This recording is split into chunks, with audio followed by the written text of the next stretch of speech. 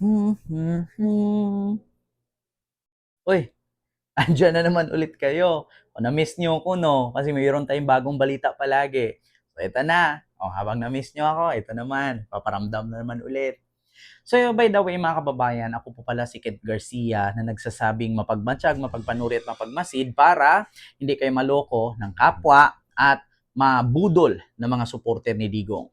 So ngayon mga kababayan, ang ating vlog, ang ating pag-uusapan ay patungkol nga dito kay dating Vice President Mama Leni Robredo na kung saan meron nga itong napansin sa pagka-aresto kay Digong at sa sitwasyon ngayon ni Digong doon sa Netherlands. So, actually, mga kababayan, si Mama Leni at saka si dating Senador Laila de Lima na pinakulungan ni Digong no ng halos 7 taon, no, na pinaplantingan ng kasalanan na drug protector daw, nakalaya kamakailan lang at napatunayan na tanim-tanim lang ang ebidensya at umamin nga ang isa sa witness na si Kerwin Espinosa na pinilit lang daw siya na maging witness para makulong si Dilima kasi tinakot daw ito ni Bato de la Rosa na kapag hindi sumunod, papatay daw ang pamilya.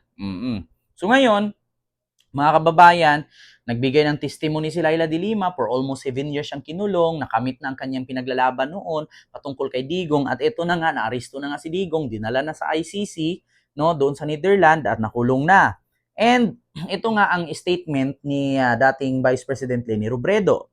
I cannot help but compare yung sitwasyon, kasi actually habang nakakulong si Laila de Lima noon, hindi siya halos na tutulungan ni dating Vice President Leni Robredo kasi wala naman kasi sa power si Vice President Leni Robredo noon. Kasi alam niyo kung bakit, magkakontra po kasi sila.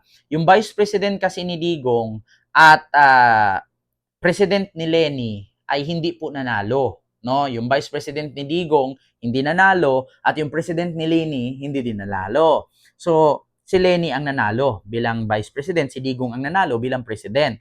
So, ngayon walang power si Mama Leni at that time kasi hindi sila magkapartido, ano sila, opposition eh. So, ngayon, walang magawa si Mama Leni para palayain si dating Senador Leila de Lima kasi wala naman sila sa power kasi under nga vice nga lang siya. So sabi niya, I cannot help. Hindi daw niya matulungan si dating Senador Leila de Lima nung pinakulungan ni Digong. Pero sabi niya, but compare yung sitwasyon ngayon ni dating Pangulong Duterte. No, i-compare na yung sitwasyon niya doon sa Netherlands. Tsaka yung sitwasyon ni Senador Laila de Lima before, sabi niya.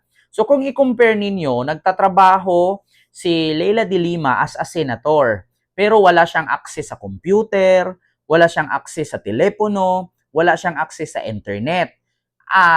Hindi katulad kay Digo ngayon na malaya nga katulog, may higaan, may kusina, may kama, may computer, may TV. So, para lang siyang natulog sa hotel na hindi nga lang makakalabas. 'Di ba? So, sabi ni Mama Leni, she had to endure all of that. Kinaya daw ni dating Senador Laila de Lima ang mga ganung bagay, ganung pangyayari. She had to endure. All of that. Kasi sinunod niya yung due process. Sinunod daw ni Senador Laila de Lima yung due process kung ano yung pagkakulong, ano yung mangyari sa loob ng kulungan.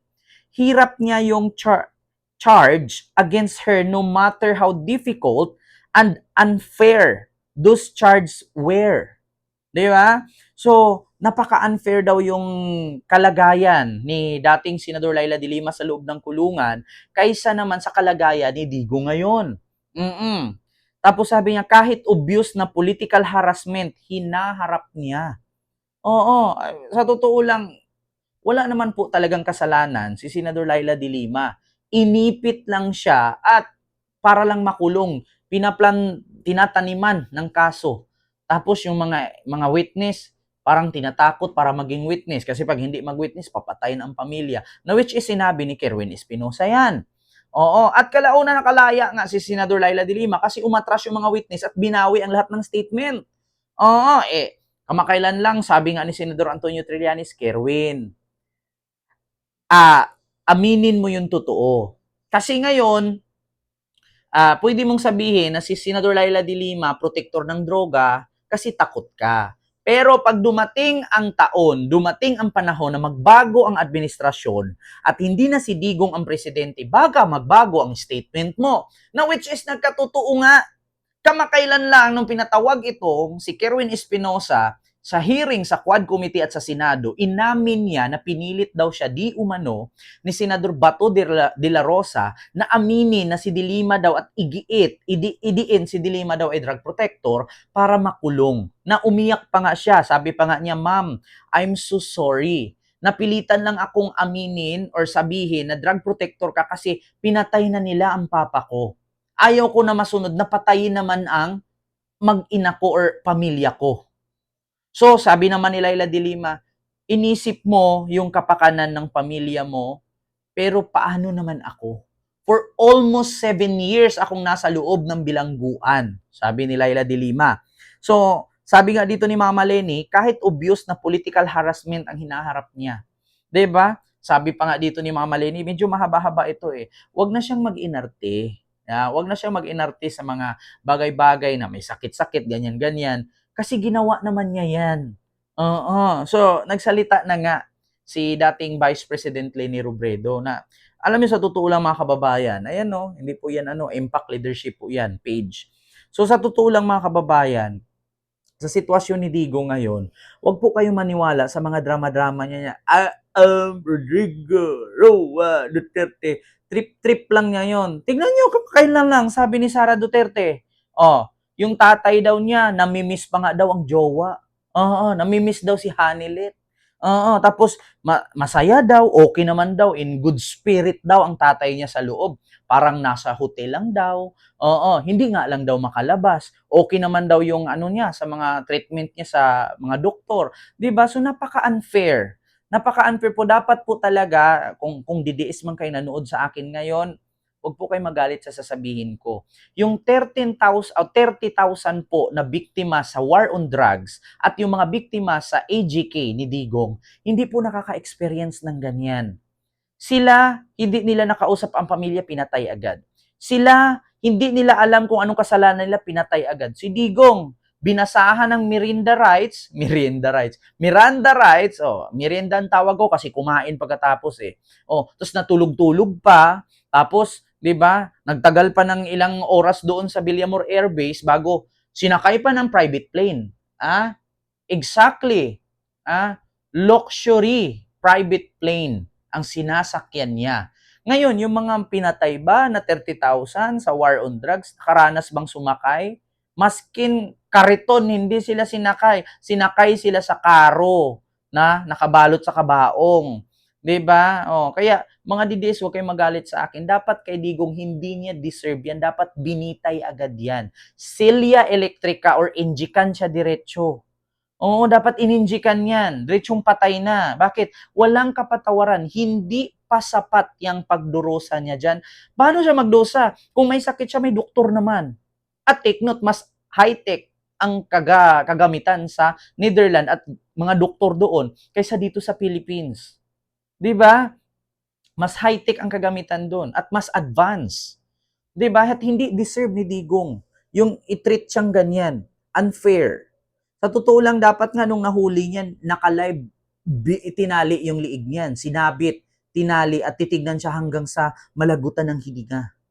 Binitay dapat siya at ipakita, i-broadcast sa buong mundo kung gaano, no, para maramdaman din niya kung ano ang sakit, no, ng mga pinatay niya or pinapapatay niya at ano ang nararamdaman ng mga pamilya na namatayan.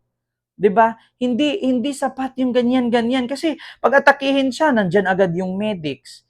Pag kinulong siya, may higaan, may lutuan, may kusina, may TV, 'di ba? May computer.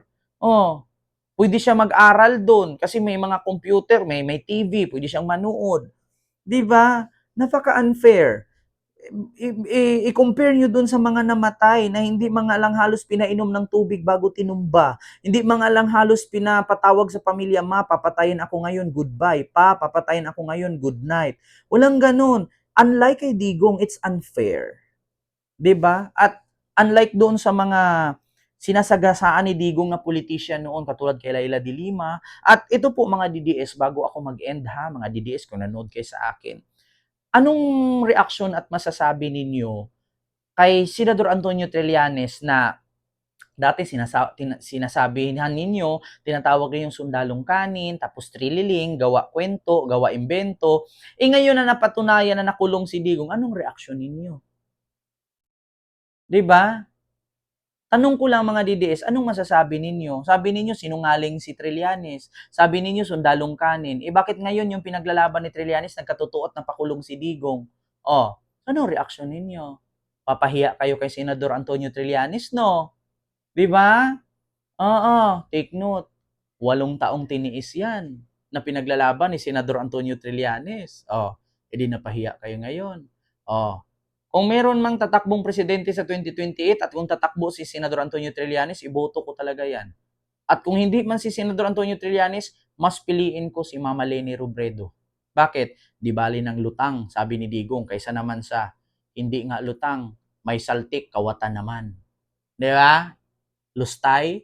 Oh, so yun lang. Maraming salamat and see you next vlog. God first. Thank you. Bye-bye.